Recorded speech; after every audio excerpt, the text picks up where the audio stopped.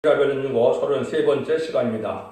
이사야 34장을 통하여 심판과 여호와의 책에 대해서 말씀 무장과 왕권에 대해서 변론해 보도록 하겠습니다.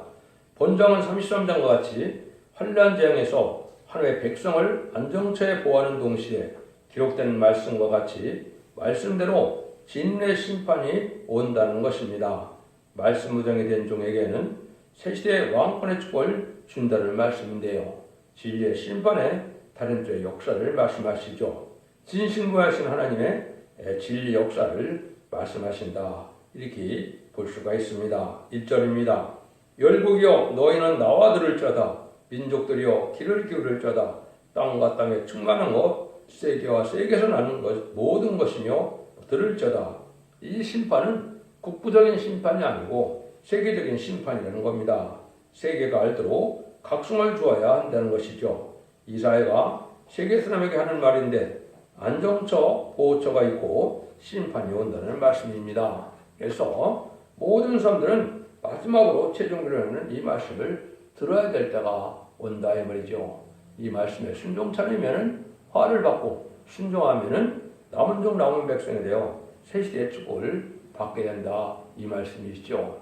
이 말씀을 이사야 3장 13절에서는 여호와께서 변론하러 일어나시며 백성들을 심판하시고 서시도다.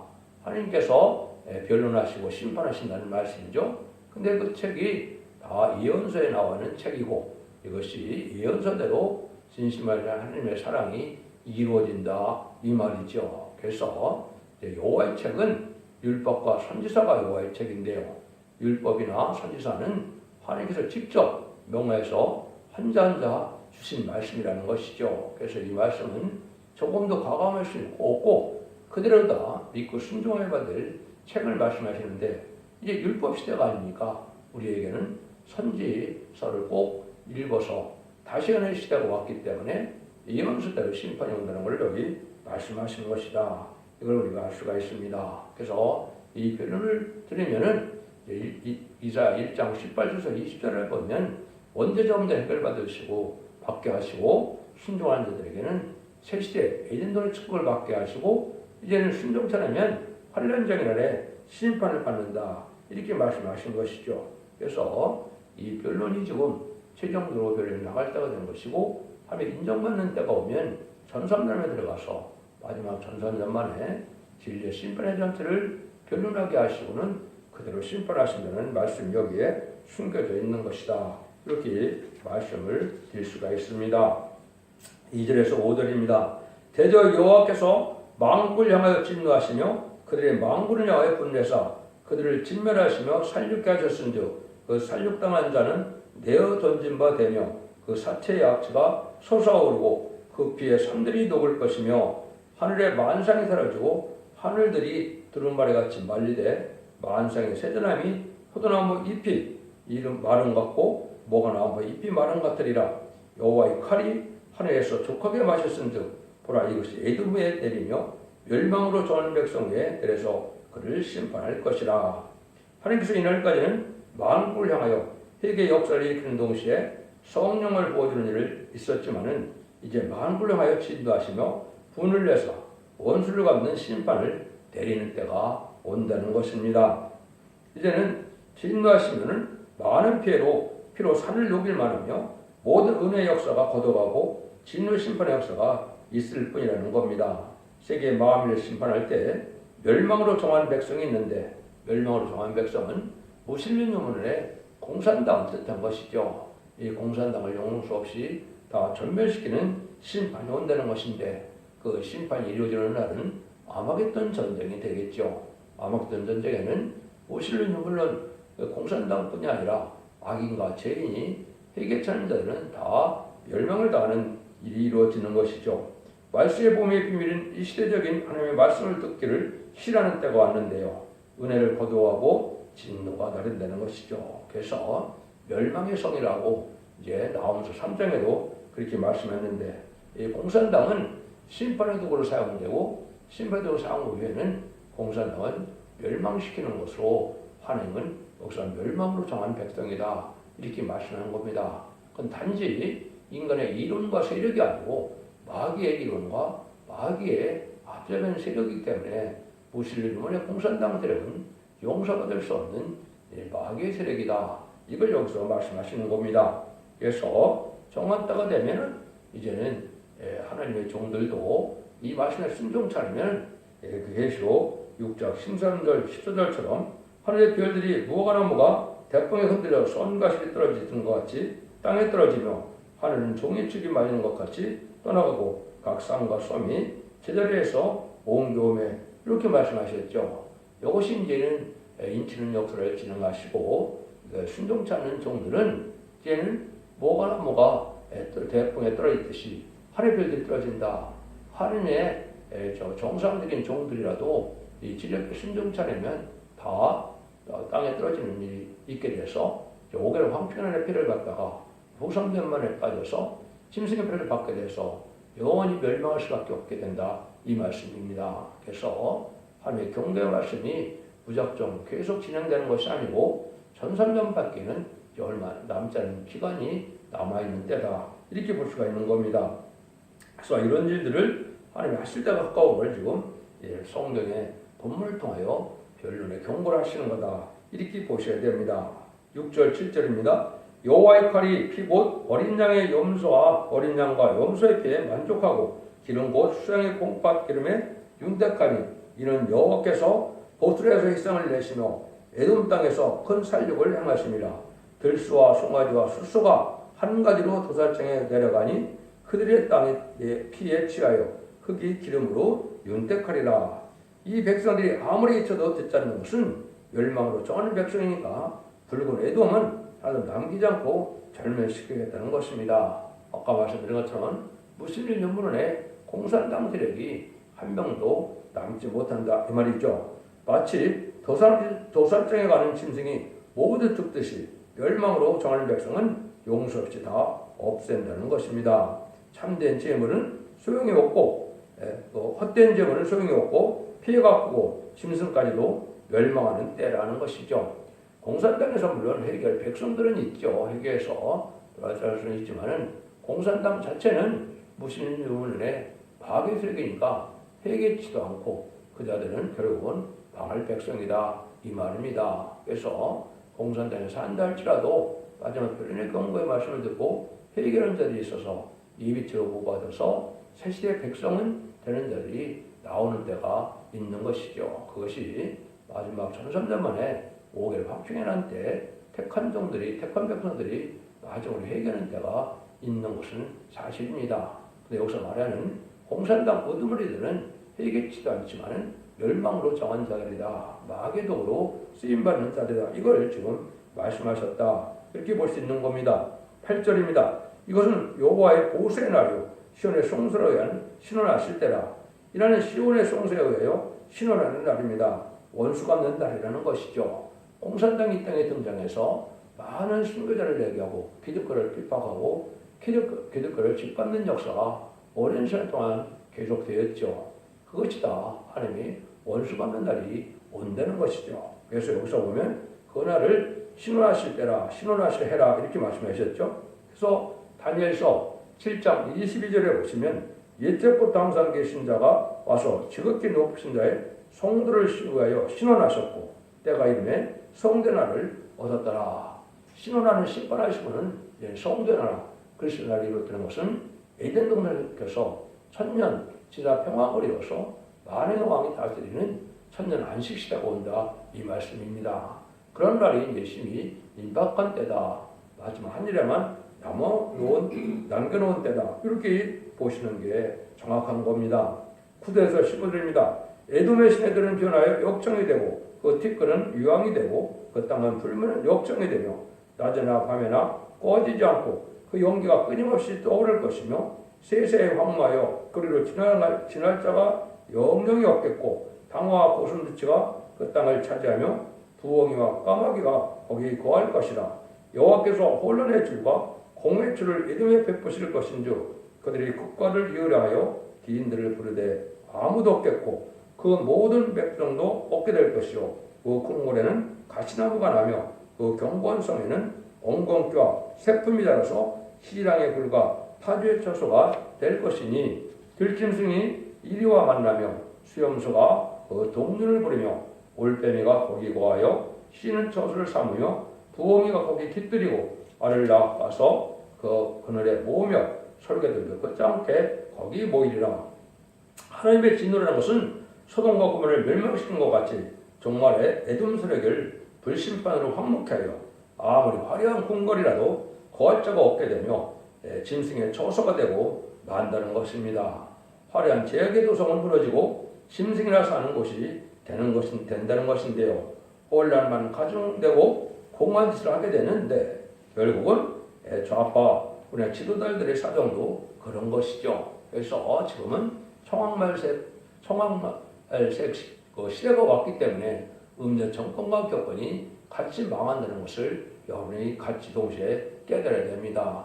공산당을 용납하고 공산당과 협상하는 음녀 정권도 같이 공산당을 할 때 망할 것이고 WCC나 WEA를 이제 주장하는 자들에게 이걸 동조하는 이런 세력들은 공산당 선당은 거짓 목자의 주장을 받아들이고 다원론을 받아들이는 이런 자들은 같이 망할 세력이 되는 겁니다. 그래서 결국은 짐승의 처소가 되고 말 때가 온다. 그래서 이러한 때 아주 이제 멸망할 수밖에 없는 때가 오는데 기인들과 방백들이 없게 되는 그런 것은 지도자가 부패되어 망한다는 것이죠.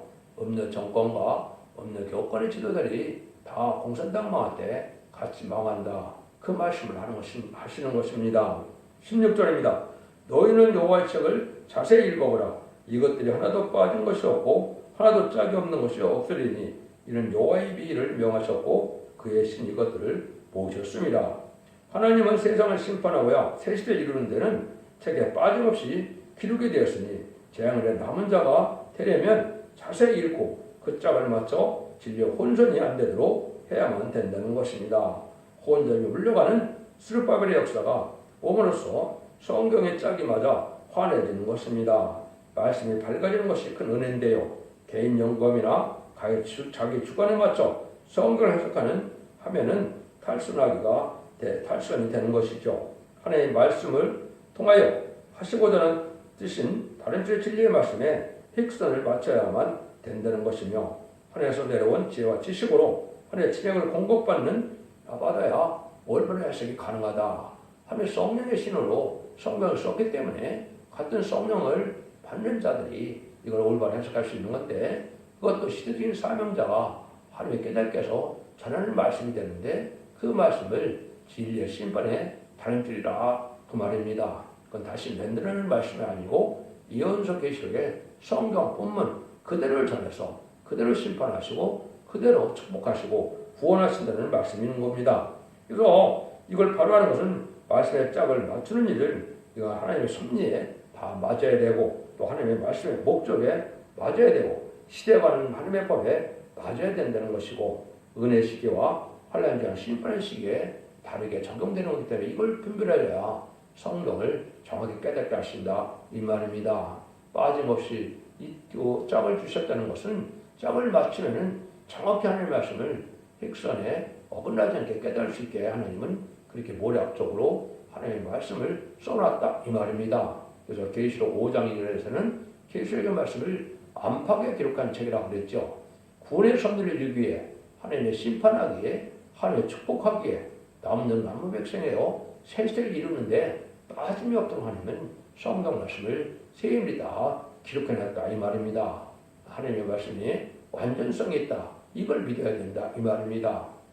하나님께서는 진실무하시기 때문에 기록된 말씀대로 심판하신다는 그 사실 여러분이 아셔야 되고 성경 본문에 없는 것을 전하는 많은 탈선된 자한테는 그것이 이름의 23장에는 거짓 선지자 이렇게 말씀하신 겁니다. 그래서 이 말씀은 누가 만들어내는 것이 아니고 이언서 계시록의 본문 그대로를 증거하는 것이 하나님의 심판의 방법이다. 이걸 지금 여기 말씀하시는 것이다. 이렇게 볼 수가 있는 겁니다. 그래서 하나님께서 마지막에는 이렇게 변론해서 이 변론들을 심판하고 변론들을 구원하고 변론들을 재앙을 내린다는 것이 하나님의 언약에 변함없는 말씀을 강조하는 것이다. 이렇게 볼 수 있는 겁니다.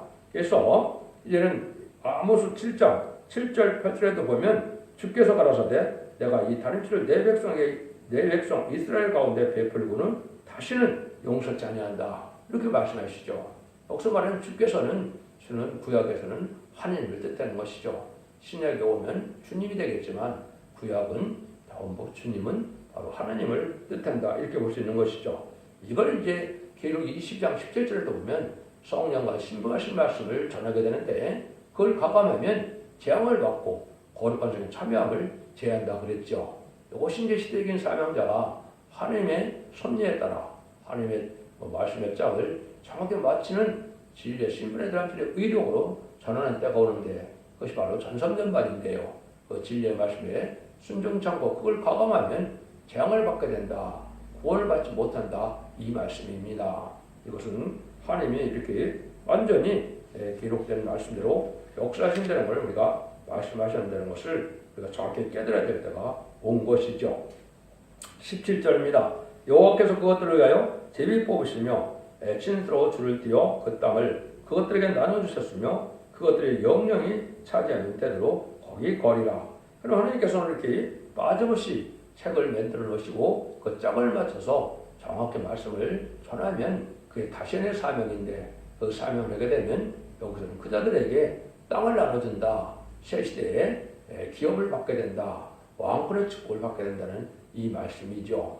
마치 이스라엘 백성들을 애굽에서 구원해서 이제 가나안 족속을 멸망시키고 이제 통일왕국을 이루어서 각 지파에게 땅을 나눠주는 것처럼 인간 종말에도 하나님의 신분의 자들을 정확히 증거하게 하고 그 말씀에 순종하는 자에게 새 시대의 축복을 누리게 하시는 것이 하나님의 사랑의 방법이다 이 말입니다. 그래서 하나님은 말씀대로 심판하고 말씀대로 새 땅을 줄 것이니 말씀을 왜 줄을 붙든 자가 새 땅을 정복하기 때문에 그런 것이죠. 제비를 뽑는다는 것은 택한 자를 뽑아서 새 땅을 주는데 아무리 시원해져라도 말씀을 자세히 읽고 짝을 맞춰보고 따라가는 사람이 새 시대의 왕권을 받는다는 것입니다.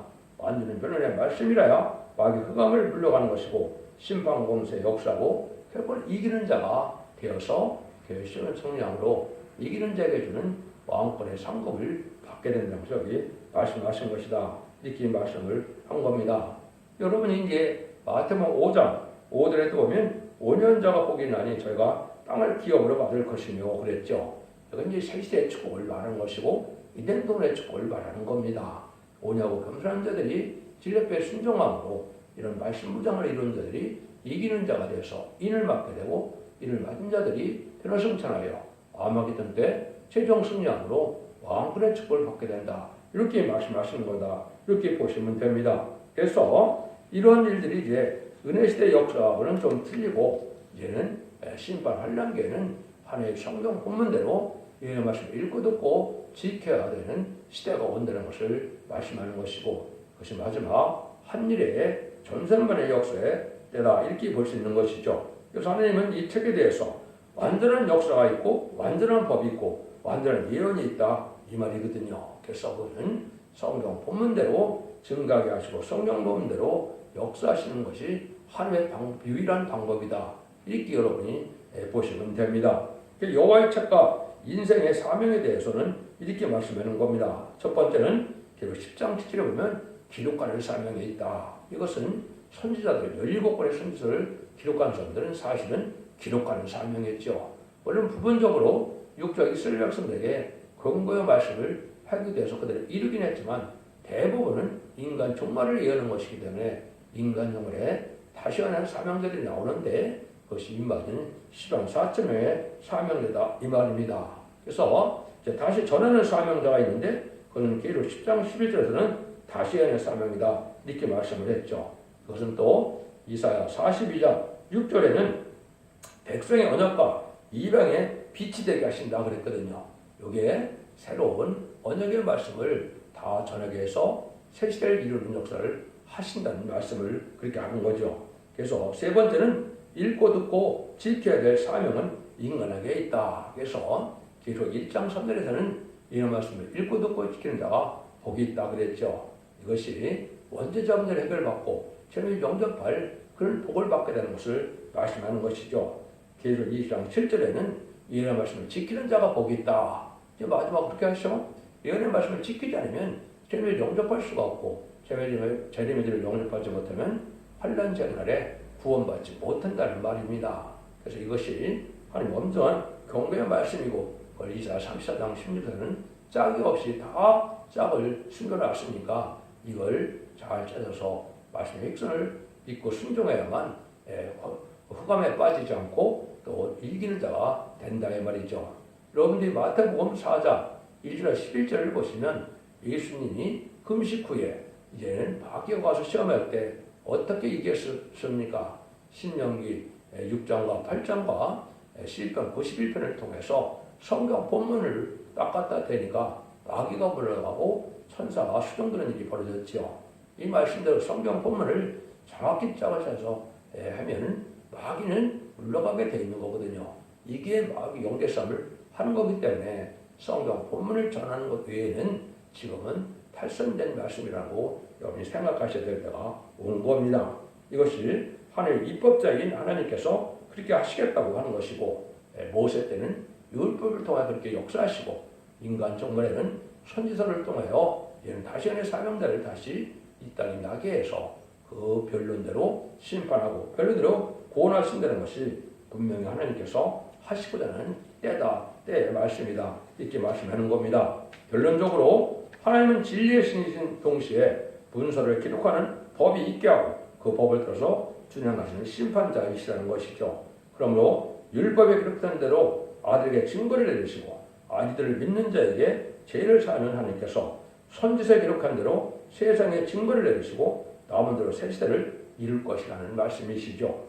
여호와의 책과 인생의 사명이 무엇인 것을 우리가 분명히 알아야 되고 이것이 지금 이때다 이렇게 말씀드릴 수가 있는 겁니다. 그래서 여러분들은 이 마지막 진리의 변론에 달하는 진리의 말씀이 유일하게 생명을 얻는 길임을 아시고 이 시대에 사랑의 방주, 은혜의 방주, 구원의 방주인 첫대기에 완전 변화의 역사를 믿음으로 원대적인 매력을 걸어서 자손 만대 축복을 이루는 복된 종들과 통전자 다 되시기를 간절히 축원드립니다.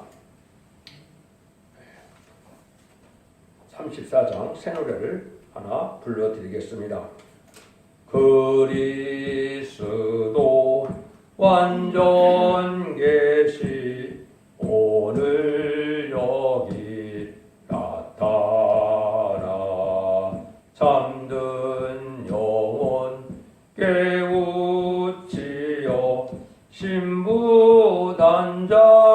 되리라 완전하고 빠짐없는 여호와의 그 책에 짝이 없이 된 것 하나도 없네 완전한 것 주고 싶은 하나님의 그 사랑 예언 성취 강원 역사 나타나는 그 일은 완전하고 빠짐없는 여호와의 그 책에 짝이 없이 된 것 하나도 없네 받을 자는 누구인가 겸손하게 듣는 자 심령 소성 완전 준비 갖춰지는 그 일은 완전하고 빠짐없는 여호와의 그 책에 짝이 없이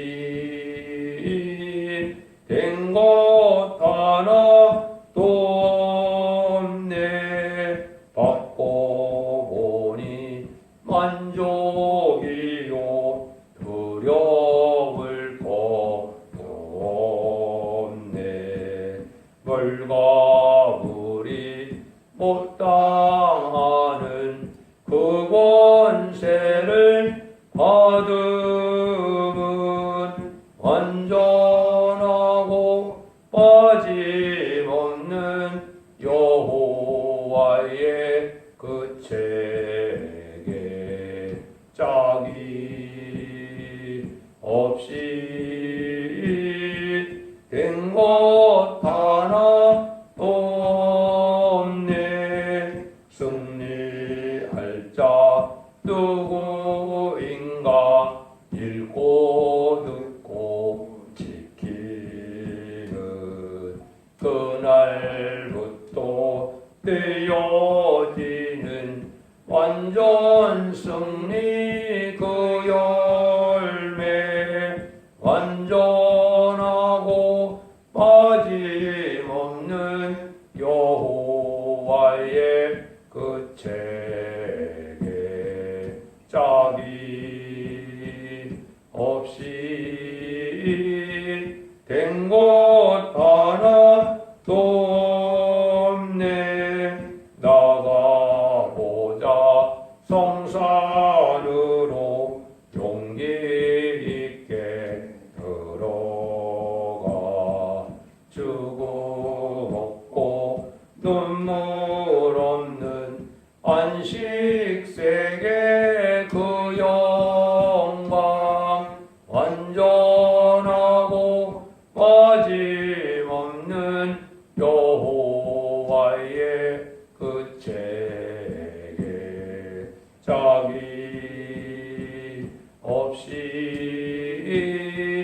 된 것 하나도